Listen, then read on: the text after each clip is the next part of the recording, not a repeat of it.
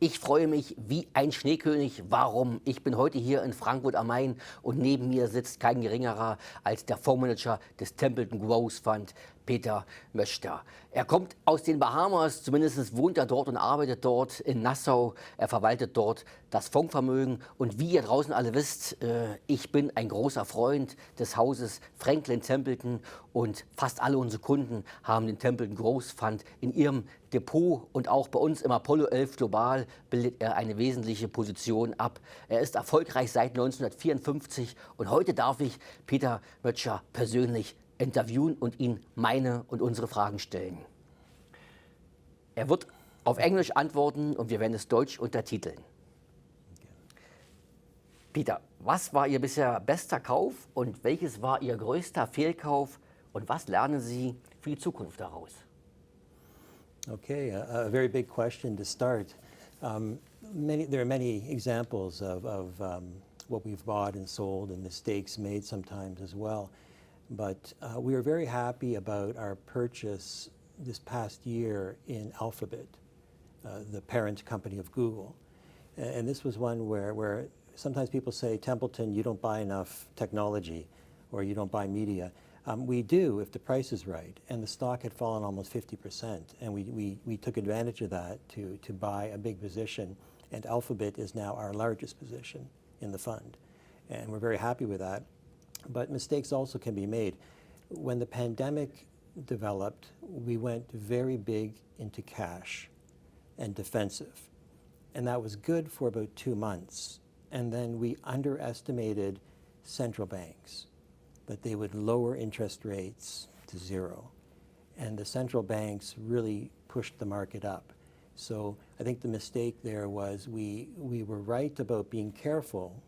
The pandemic brought on economic damage, but central bank policy was greater, and it really pushed the market higher. And so we've learned from that as well, is central banks can have more influence than we thought. Sehr interessant.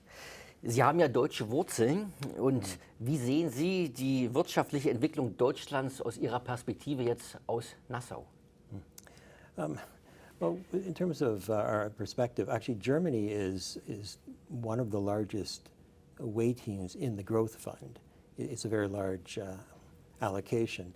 But we think that Germany will have problems in terms of economic problems to some degree because you are seeing the impact of rising interest rates and what that can do to economic growth and bring it down.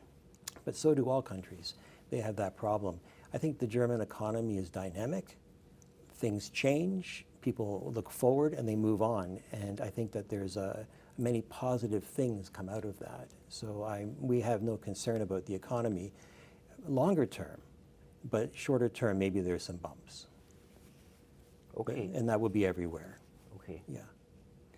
Ich werde oft gefragt, was ich von Bitcoins halte. Was halten Sie von Bitcoins und von anderen Kryptowährungen? No. We like real assets, real cash flow, not imaginary cash flow, imaginary assets. So I don't like Bitcoin. I think that Bitcoin exists because people think it exists. But if you turn off your computer, it doesn't exist. So no, we have no Bitcoin. Okay, das ist auch meine Einstellung zu diesem Thema. Ich komme zu einer ganz interessanten Frage, Peter. Otto von Bismarck schrieb, die erste Generation schafft Vermögen, die zweite verwaltet Vermögen und die dritte studiert Kunstgeschichte. Und die vierte verkommt. Sollte man die Erbschaftssteuer auf 70 oder 80% erhöhen, wie es linke Teile unserer Gesellschaft heute so oft fordern? Kunstgeschichte, art history. That sounds like fun. I would enjoy that. I think many families are fine with wealth. They pass it on, they manage it, it goes to children, to grandchildren. Perhaps it doesn't become a dynasty. Every family becomes huge, but it very successfully gets managed. And so I think it's fine. I don't really like inheritance tax because you pay taxes all your life.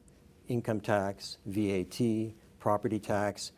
So when a person dies, they shouldn't have to give it all away. So I think people can spend the money better than the government. So I think people should hang on to their money. Okay. Yes, and invest it with us. Peter, eine letzte Frage zum Schluss. Beschreiben Sie sich ganz kurz mit 3 Worten. Okay.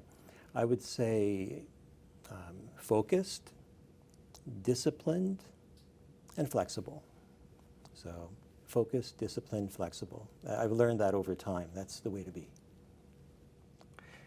Ich glaube, das sind die richtigen 3 Eigenschaften, um mit dem Templeton Grow, mit unserem Geld, mit Ihrem Geld erfolgreich in die Zukunft zu starten.